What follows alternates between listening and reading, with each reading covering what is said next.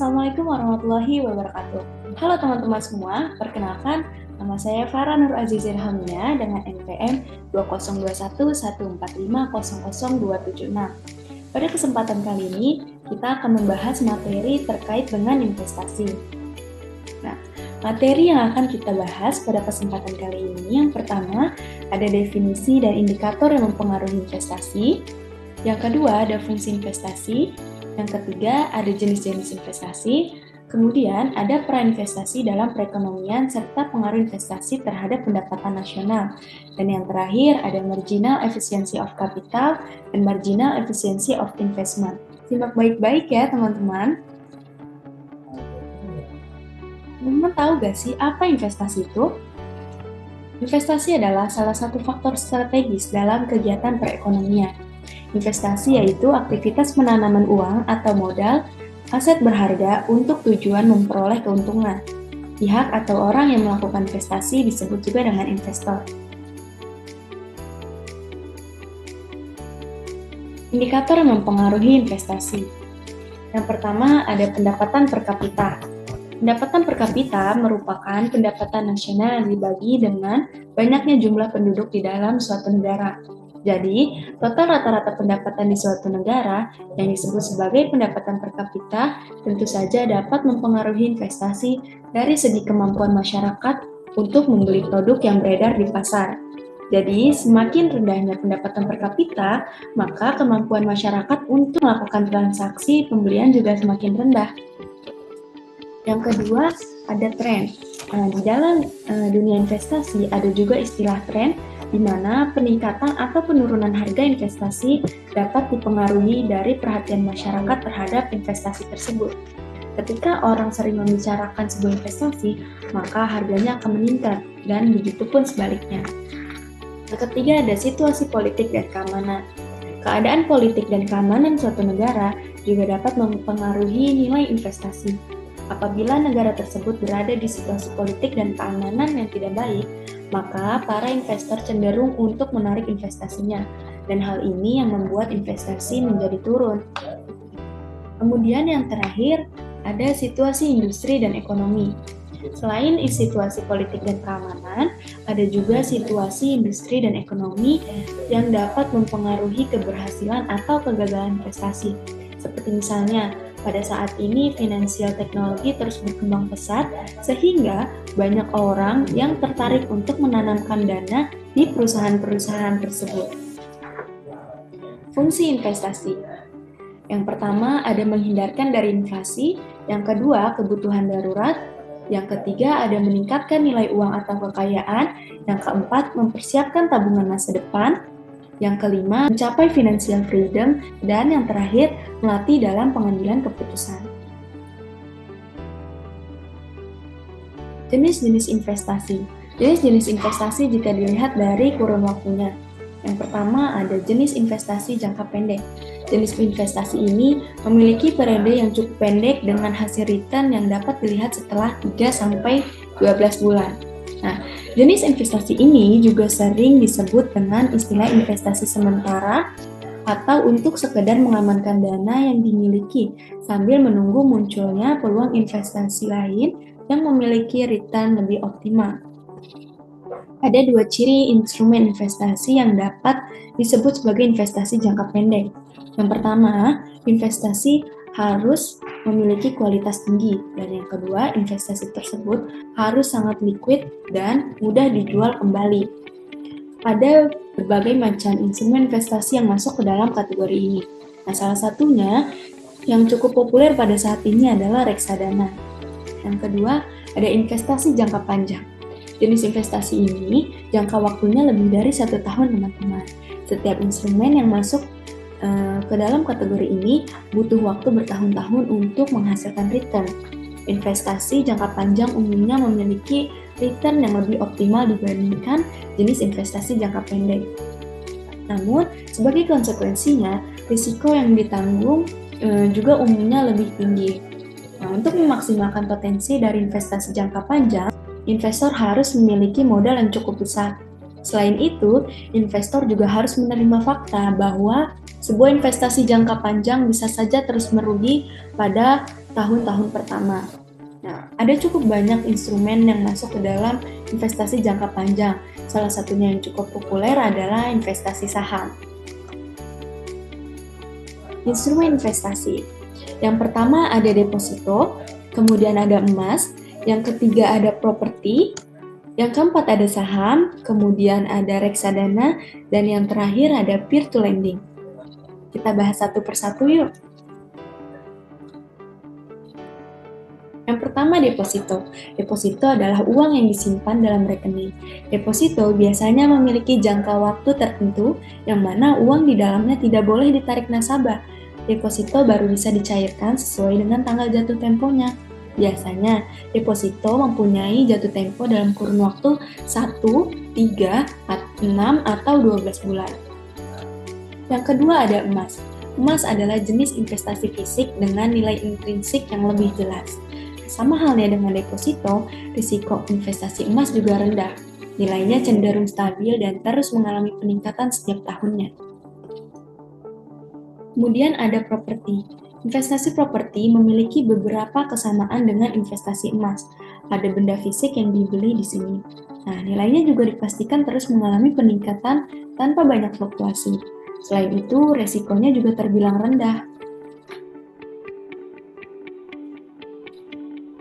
Kemudian ada saham. Return investasi saham biasanya berasal dari dividen dan pertumbuhan nilai saham itu sendiri. Dividen sendiri diambil dari return yang diperoleh perusahaan. Kemudian ada reksadana. Nah, reksadana adalah sebuah instrumen investasi di mana dana dari beberapa investor dikumpulkan menjadi satu untuk kemudian diinvestasikan ke instrumen-instrumen investasi yang ada di pasar modal. Yang terakhir ada peer to lending. Dasarnya, investor meminjamkan sejumlah uang kepada pihak yang membutuhkan, baik itu individu ataupun badan usaha. Nah, sama seperti pinjaman dari bank, return jenis investasi ini berasal dari bunga pinjaman yang telah disepakati bersama. Nah, teman-teman, seiring berkembangnya teknologi, kita dapat dengan mudah mengakses atau berinvestasi hanya lewat smartphone. Bahkan mulai dari 100.000 aja kita sudah bisa mulai berinvestasi. Nah, investasi reksadana yang investasinya ditempatkan 100% pada instrumen pasar uang. Antara lain ada obligasi yang jatuh temponya kurang dari 1 tahun, kemudian ada deposito bank, dan sertifikat Bank Indonesia atau SBI. Nah, dapat kita lihat bersama ini adalah contoh investasi reksadana pasar uang dan reksadana obligasi. Nah, saya baru aja melakukan investasi kurang lebih 3 bulan ya teman-teman. Nah, pertama saya investasi di obligasi itu 500.000, kemudian di pasar uang itu 900.000. Namun sudah dapat terlihat ya teman-teman, returnnya di sini 0,29% dan di sini 0,26%. Nah, investasi jangka pendek memang returnnya itu tidak seoptimal investasi jangka panjang. Namun return yang stabil dapat membuat keuntungan setiap harinya. Kemudian ada saham. Nah, saham itu di mana sebagian besar alokasi investasinya ditempatkan pada perusahaan yang terdapat di Bursa Efek. Nah, karena masuk ke dalam instrumen investasi jangka panjang, maka seperti yang sudah dijelaskan pada materi sebelumnya, di mana pada awal tahun pertama investasi ini akan mengalami kerugian. Nah, bisa dilihat ya teman-teman, imbal hasilnya ini turun. Kurvanya itu ke bawah 3,85%. Ya mau tidak mau ya, kita harus menerima risiko pada jenis investasi ini.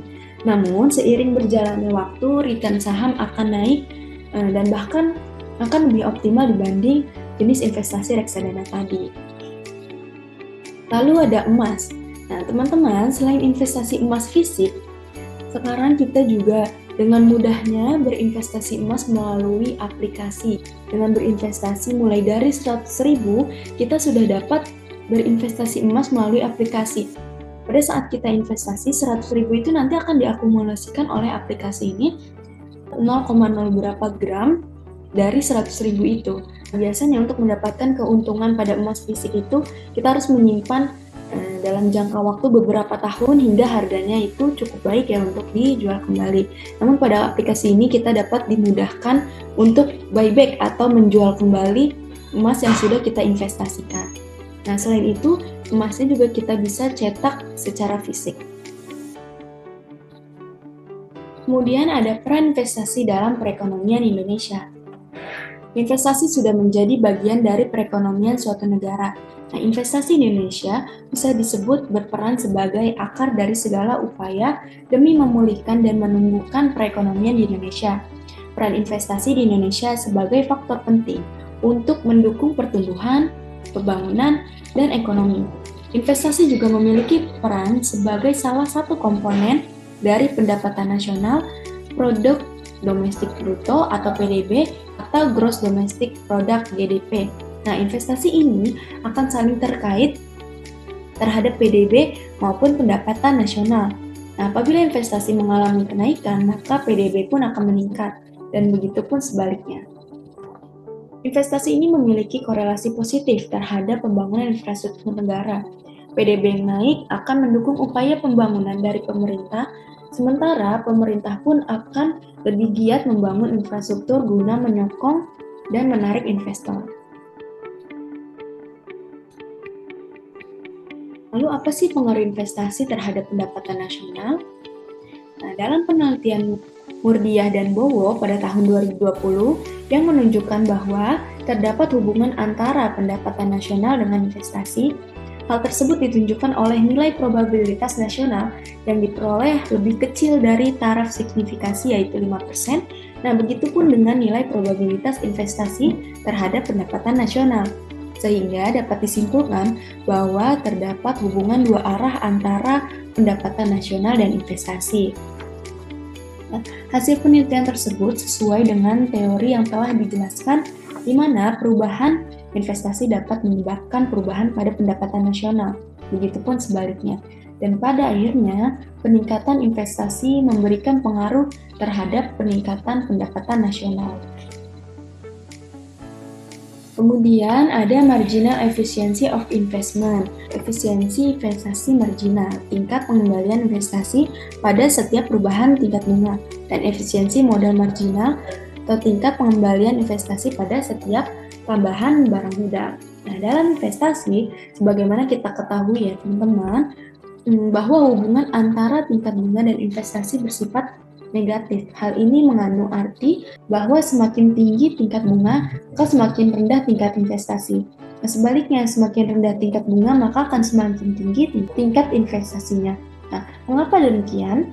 Hal ini bisa dijelaskan bahwa seorang investor dalam berinvestasi tentunya akan mempertimbangkan hasil yang akan diperolehnya dan risiko yang dihadapinya.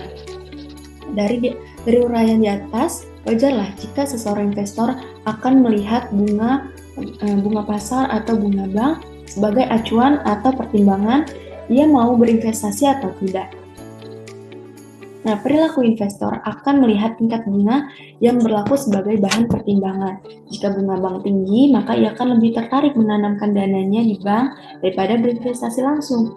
Oleh karena itu, ketika bunga bank tinggi, investasi cenderung lebih rendah. Dan sebaliknya, jika bunga bank rendah, investor akan lebih tertarik berinvestasi langsung daripada menanamkan dananya di bank. Nah, di sisi lain, pengusaha atau investor juga akan berani pinjam bank dan menanamkan dananya untuk investasi. Dari materi yang sudah kita bahas tadi, dapat ditarik kesimpulan, investasi merupakan suatu tindakan penting yang dapat membantu kita mencapai tujuan keuangan di masa depan. Nah, dengan memahami jenis-jenis investasi, manfaat dan risiko investasi, cara memilih investasi, dan tips untuk memaksimalkan investasi, maka kita dapat menjadi investor yang cerdas dan sukses. Nah, investasi juga berperan sebagai akar perekonomian di Indonesia. Baik teman-teman, itu saja yang dapat saya sampaikan. Terima kasih atas atensi teman-teman semua. Semoga video ini dapat bermanfaat bagi teman-teman semua dan menambah ilmu baru bagi kita semua.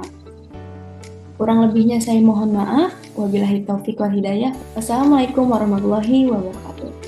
Sampai jumpa.